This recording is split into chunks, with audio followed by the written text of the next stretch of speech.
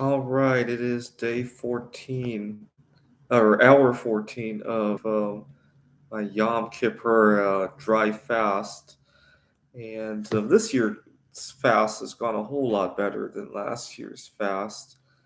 Uh, I, well, for one thing, I permanently stopped masturbating because last year that was a big one for me to abstain from during the fast. And I've got other fasting issues under my belt. Also, last year I was spending a lot of time outdoors. I think that didn't help either. This year I'm much more grounded, and I was making some bismuth crystals. Last year I was just outside all the time. Uh, I do want to atone for. I think I've been a little bit more harsh on talking smack about Seattle ever since I've gotten here to Phoenix. I've almost become smug about it. And the reason for that is when I first got to Phoenix, I was taken aback by all the acceptance I received for being solosexual.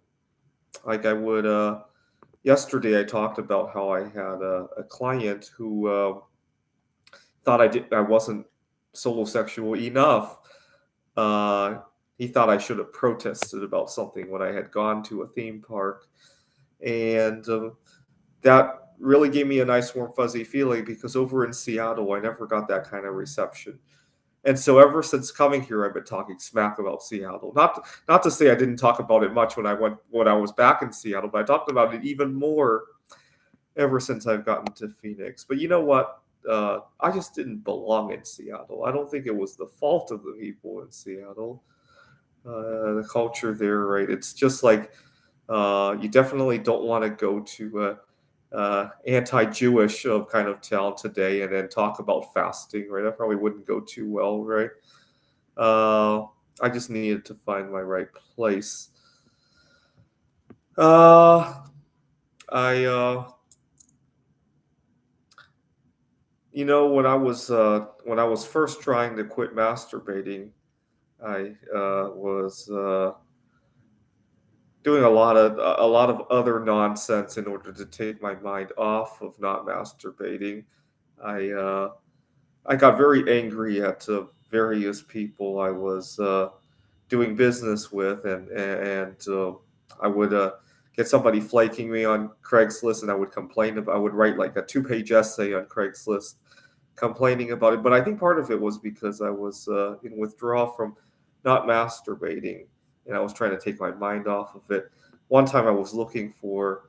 I was living out of my car. I was looking for somebody to a roommate situation, and this guy just stopped talking, it ghosted me without even saying anything, and it angered me so much.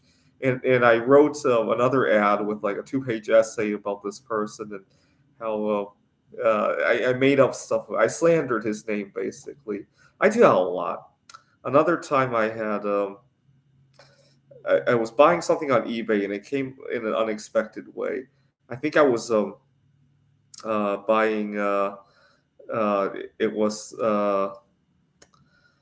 some foreign currency, and it should have. I thought it was in because he told me it was like 10,000 of something in coins, but when I got it, it was in ones and fives and tens. It was a huge package, and I slandered his name as well, and he and I got into almost like a slander war.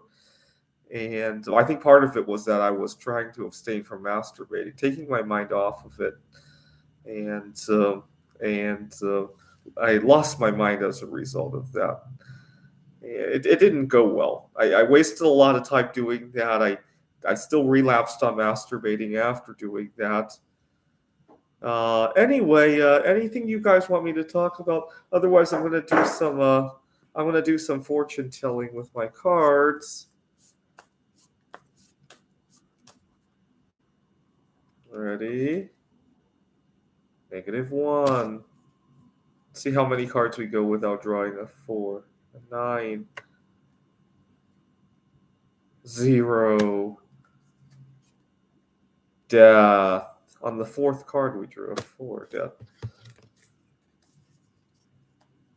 So I distinctly remember the first time I learned the connection between four and death. I used to go to a Chinese school every Sunday, and we had learned about how to write the word for death in Chinese. Now, a few weeks after learning that, I had installed a computer program for playing pinball on my computer, and on the game, you the number of times you press the down arrow changes how the ball starts, the configuration of the ball moving on the board at the beginning. And I discovered if you press the plunger down four times, the ball instantly drains without you even being able to touch it. It just goes all over the board and it just drains. And I was telling my dad about this, why is four so unlucky? And my dad said, well, because four sounds like death. And I thought he had just made that up on the spot. I had never heard it before. So I went to the Chinese school to ask one of the teachers there. I asked him, well, is four really all that unlucky? My dad says it sounds like death, so it's unlucky. And my teacher, we were in front of the classroom where this was going on. My teacher gave me the motion that, it is, but we don't want to talk about that here. And so I knew, oh my God, that really was the case. And then I started to realize that every time I saw the number four, I got unlucky. If I were going on a date and so we sat down at table four at the restaurant, I was number four in line, or whatever the situation is, bad things would happen.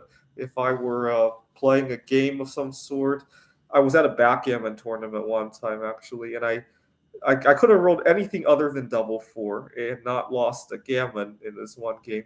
And I rolled a double four. I always have bad luck surrounding the number four for some reason. Uh, and so I've learned to avoid the number four. Uh, I'm going to prank call that Bitcoin guy again.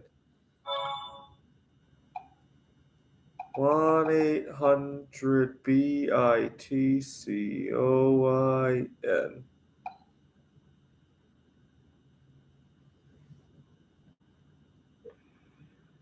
No support agents are currently available to take your call. Please leave your name, email, and phone number, and we will get back to you shortly.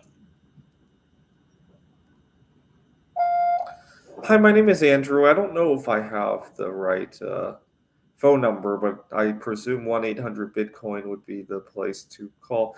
I was recently cleaning out an old house, and I discovered I had a computer with thousands of Bitcoin on it from years ago, and I'm not sure what it's worth. I'd like to know how to go about selling it, as I know it's been a very popular item as of late.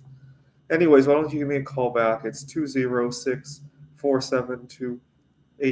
All right, have a good day. I can't wait to see the reaction this guy gets uh, when he hears that I had thousands of bitcoins. I have no idea what they were worth, and I'm sounding like I'm just having a normal day, and I can't wait to hear the reaction. He'll probably try to scam me, and I don't know. I'm just really excited. I love messing around with phone scammers. People calling me saying that I've won the lottery and I need to pay this tax. I've never gotten them. I've always wanted to tell them that I have some. I don't have cash on hand, but I have some gold bars I could send them, and then convince them to pay for the shipping, and then I can send them all sorts of garbage, right?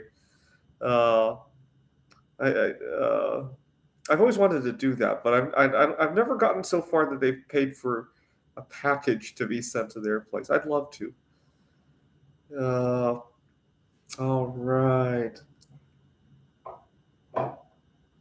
Well, I'll give this another try. It doesn't look like there's many people here.